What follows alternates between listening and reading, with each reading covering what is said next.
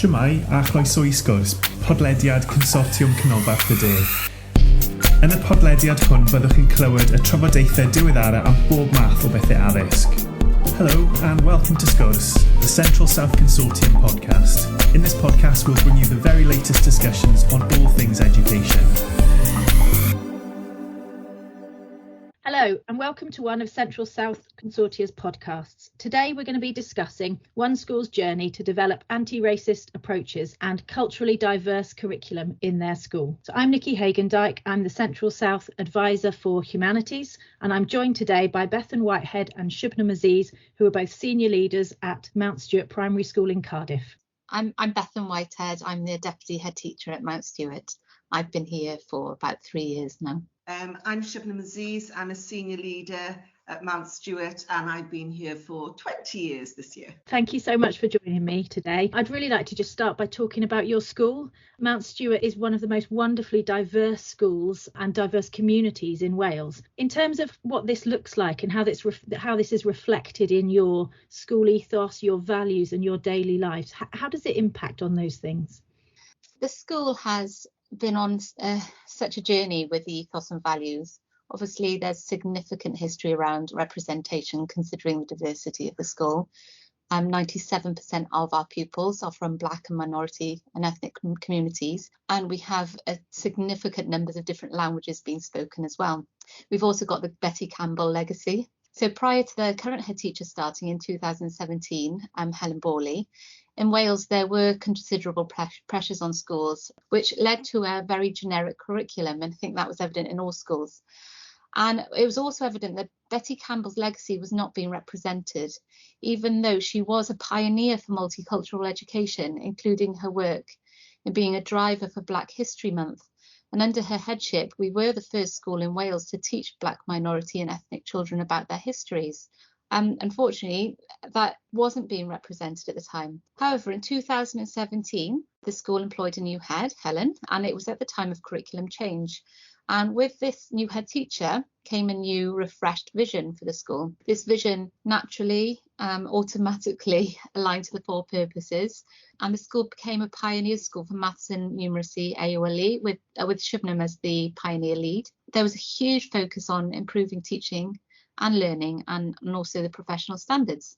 But fundamentally, the school vision and ethos is at the heart of everything we do.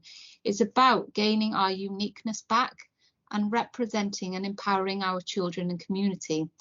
One of the most poignant sentences from the vision is, as a learner at Mount Stuart, you will understand your heritage and be proud of who you are as part of our diverse Mount Stuart community. And we're really passionate about developing our curriculum to ensure that in all areas, our children have a sense of cynefin or belonging, that they see themselves as Welsh as well as valuing their own heritage. So, for example, they consider themselves Yemeni Welsh or Somali Welsh. And we're not a finished article. This has been happening since I arrived 3 years ago. But these children are starting to see themselves as dual heritage, which is really our aim, and so they have that sense of belonging. Our school values also represent this. We want the children to be outward looking, to give opportunities for the children to achieve anything they wish. And the values of being brave, ambitious, and confident all represent the ethos we want to uphold. We're currently on a journey to becoming a Rights Respecting Goals Award school, and we've achieved our Silver Award last year. And part of that as well it is that sense of being aware and being equipped to be confident and able to tackle challenges regarding race and inequality when they encounter it. There's a huge amount of work being done in the school, driven by Shubnam, about the children having that understanding and being able to be confident enough to give their opinions and say when they don't think things are happening that are right. I think also, adding to what Bethan just said, the pandemic, George Floyd's murder in front of everyone, all over the news. The children came back after the first lockdown wanting to have conversations. Why did that happen? So we had to look at this and think, right, what are we going to do? We've got to tell the children the truth because we always tell them the truth. We've got to explain racism to them. We've got to explain that they have rights, and we've got to equip them to stand up for their rights. So we looked at our curriculum as well, and that was a huge change because we needed to ensure that through everything that we provided to our children, through all the AOLEs, they could see themselves reflected in the curriculum. We wanted them to know that they could achieve whatever they want to achieve. But historically in this country and in most of Europe, our curriculum is tailored to white history. It doesn't bring in their diversity into it. And we needed to bring that diversity back into Mount Stuart. So we invested heavily in books, across the curriculum books, so that children could see themselves in the books. Huge focus through our writing on bringing diverse characters into our stories, into our history, into science, into maths, into all areas. On our displays, they could see themselves. In the books, they could see themselves. In the visitors that we have to our school, they can see themselves. We look for diverse visitors to come to our schools so the children can see themselves, truly see themselves. It's not a token gesture. It is embedded in our school. But with that, we realized that we'd left a huge, important part out, and that was the staff. You're changing the curriculum, making things better for the children. Children are happier. Children can achieve more. But for it to be embedded and to move forward, we needed staff to understand racism. We needed them to self-reflect. We had initially asked Show Racism Red Card to come into school. They'd come in twice. They'd done some great workshops with our staff, but we needed more. We need them to understand, the staff to understand what it means and to self-reflect and to consider their bias, their conscious and unconscious bias. And we've never discussed it. So with that in mind, we looked to who we could get into school to work with staff. We knew it wasn't going to be a short journey. It was going to be a long journey, 2 to 5 years. So we called in, amazingly, Betty Campbell's granddaughter, Rachel Clark. So the legacy carries on at Mount Stuart. And she's working with the staff and with the school on our journey to equality. And it really requires everyone to be very honest and to self-reflect. And it's not an easy thing to talk about race. It causes people to get upset, to become emotional, to become even aggressive at times, because you don't talk about race generally anyway. But all of a sudden now you're talking about race and you're having to self-reflect and look at yourself and how maybe you are unconsciously affecting the curriculum you're teaching. We're on that journey. We only just started that journey with the staff, but we can already see changes taking place. People are open, whereas before we never discussed our lived experiences. The BAME staff, the Black, Asian, ethnic minority staff never discussed it. We are discussing it now with our colleagues, and that's really important. Yeah, what's really struck me about what both of you have said so far is the reflective journey that your school has been on, that events, circumstances and reflection have led you to really reconsider every aspect of what you've been doing, from the ethos, from the values to the actual curriculum content itself. And so you've really sort of been on a journey to recognise your own sort of areas that you want to develop, both for the pupils, the curriculum, and then for the staff as well. So in terms of sort of when you looked at your curriculum, especially, and you really sort of identified the weaknesses in your curriculum, that it wasn't sufficiently anti-racist, it wasn't sufficiently diverse. How did you sort of come to that realisation that you needed to take steps to improve and to change your curriculum? How did you notice the weaknesses? Well, we had the Black History Month. We'd always do Black History Month, and over the years it became 2 weeks. Well, it doesn't just sit in a month. It can't just sit in a month. So obviously after George Floyd, then the new reform and the curriculum change, and looking at the demographic of our school, it became that it's not just a month, it has to be 360. It has to be all year round. And through that, looking at that, we were able to look at our topics, and we invested heavily in books. And I think that, Shubnam, through the lockdown as well, we noticed that one of the biggest areas to develop was the literacy and was the communication. And what we realised is that many of the children were not getting sort of the rich literacy and the experience of books and the experience of literacy at home. So we looked into developing a book-based curriculum. And then whilst we were developing a book-based curriculum, which was all centred around high-quality texts and experiences for the children around these high-quality texts, developing their vocabulary, talking about these books. Around that, we did a lot of work on representation through books, didn't we, Shubnam? And we really looked at authors and it's very difficult to find high quality books with BAME characters in them.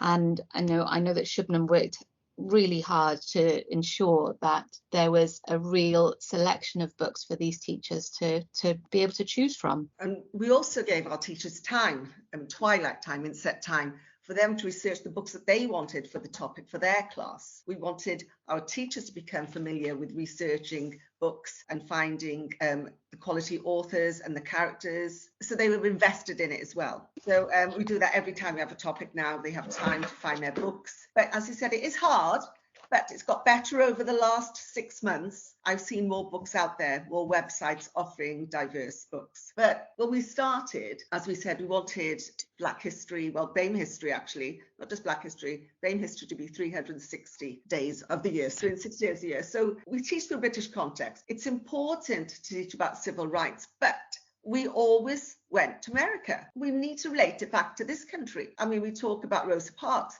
but what about the Bristol bus boycotts? Now, it's only when we started to research history within this country that we learnt about this as staff, because we don't learn about it in our initial teacher training. We don't learn about racism. We don't learn about Black history. So whereas things have changed for the new teachers coming through, what about the existing teachers? So that was part of the senior leadership role, to ensure they had time and to provide them with the resources they needed. I think that's one of the key aspects of the new curriculum for Wales, isn't it? Is the increased focus on Wales and the increased focus on the British context. And I think lots of schools have looked at their curriculum and they've sort of considered where they discuss and where they look at diverse communities, people from Black, Asian, minority ethnic communities. It's often in other countries. It's often things like the civil rights movement in America, or it's things like slavery. It's very rarely within a British context. So I'm finding it fascinating that one of the steps you've taken to really develop your curriculum is to really focus on the British context and the Welsh context. Would you say that's been one of the main steps you've taken to become more of an anti-racist school,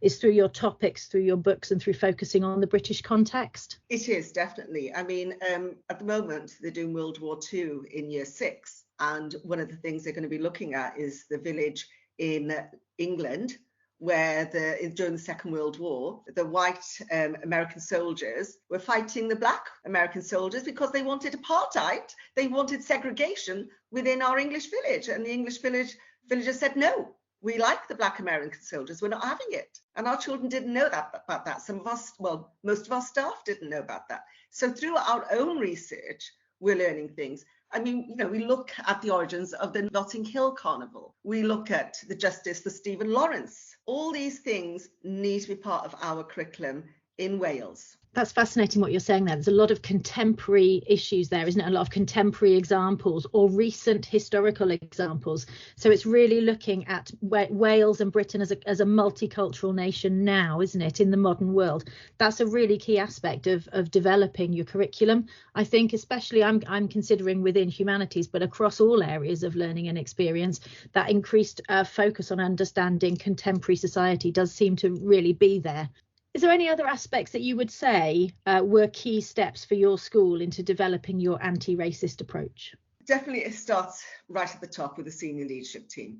They have to develop their understanding. Then they have to plot their journey with their staff. We look at our staff's needs and we plan our next steps. On Friday, we have an inset day and we'll be looking at our diverse journey then again. We've all produced action plans for our year groups. We're going to be evaluating those action plans and what our next steps are. But as a staff, we're going to talk again about, listen to lived experiences. It mustn't be defensive. Staff mustn't be defensive. Staff mustn't feel like they can't talk about their experiences. We want everyone to be able to share. We want it to be a safe place and we want people to develop their understanding. Then it goes into the curriculum. We start with the curriculum first. We start with our children, but we also need to look at our staff and we need to all have a deeper understanding. So there is equality for all. And obviously our parents, our community. I mean, Beth and I have just had parent meetings. And one of the things that came across through our parents was that they want more understanding of the curriculum as well. They know it's changing.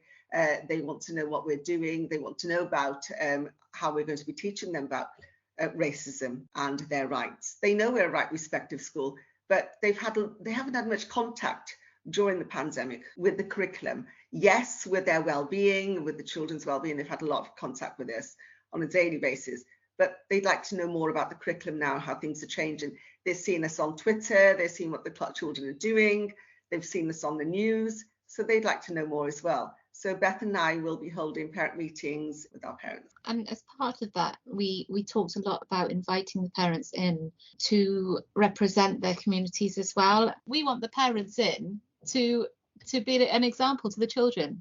We're going to have a Mount Stuart alumni, because Noah talked about having visitors into the school, diverse visitors in to talk to the children. I mean, every year we have this Open Your Eyes, this is Cardiff initiative, and you have people from, all walks of life and industry coming in talking about their careers. So what better than to have a Mount Stuart alumni? We have ex-pupils who are doctors, mechanics, engineers, nurses, teachers, musicians and artists as well. Musician, artists, actors. We're everywhere, ex-Mount Stuart pupils. So we'd like them to join our alumni register so that we can have them come into school to be part of certain topics or for their Open Your Eyes week. We think they'd be a great resource, a great base. Throughout this whole conversation, the word that's come up several times is you've both shown really clearly that your school's on a journey and that you don't think you've got to the finished article yet. You don't think you've sort of made it there. So is that what an anti-racist practice looks like, that you accept you're on a journey, but that you're devoting time and focus for your staff, for your pupils, that you're really changing things and that you're willing to openly discuss and address things? Would you say that those things are the things that sort of are what an anti-racist school looks like? Definitely. I mean, it's not a quick fix. It's not a put a bandage over it. It is a journey, and it is a journey for everyone. And bear in mind, with schools, you have staff going, new staff coming in. So, they need to know what your journey is. We're putting together a resource pack for PhD students who come in, new members of staff coming in, so we can quickly get them up to speed so that they are part of the journey with us as well. If anyone thinks that, all right, we'll do anti-racism and we'll get sorted within the year, we'll put it on a school action plan, it'll be dead. No, it is a long-term commitment, and you have to keep reviewing it and revisiting it as well. As a white woman, my personal journey is only just begun, and I think I'll be going through this journey forever, because I think that privilege isn't about what you've been, what you've gone through. It's about what you haven't gone through. Yeah. And only by speaking to the staff at our school do we understand the difficulties and the journey and the racism that they've experienced. And actually, every day I'm finding that there are things that I have said, or I may have said, or the way I have said something, or the language I have used that may have caused offence to somebody. But we are on this journey to empowering our staff to speak out about this so that we know what we're doing that has offended or upset people, so that we can become better. And I hope that makes sense. It's just all about, actually, you don't know what you're doing wrong until you've been told, and that's the only way you can develop, really. And I'm certainly right at the start of this. And as a leader and feeling right at the start, I know that there are staff who aren't even where I am yet. So we know we've got an enormous journey to go through, and we're really lucky to have this community where we can develop like this personally. I think that's the real key thing, isn't it? Is that it's about every teacher, and it's about every pupil, and it's about every school looking really, really carefully at their practice and being willing to openly discuss and ask questions and openly reflect on themselves, their own journey, their own experiences and their own actions throughout that. Thank you so much for your time today. It's been an absolute privilege to talk to you and to hear your journey as a school. Thank you very much for your time. Diolch am wrando ar y benod hon o Sgwrs. Cofiwch ein dilyn ar Twitter a Facebook, tanysgrifio ein sianel YouTube, ymuno yn cymunedau ar ein gwefan a darllen ein bwletin ysgolion wythnosol am y newyddion diweddaraf. Thanks for listening to this episode of Sgwrs. Don't forget to follow us on Twitter and Facebook, subscribe to our YouTube channel, join our online communities via our website, and read our weekly school bulletin for the latest news. Hwyl am y tro. Bye for now.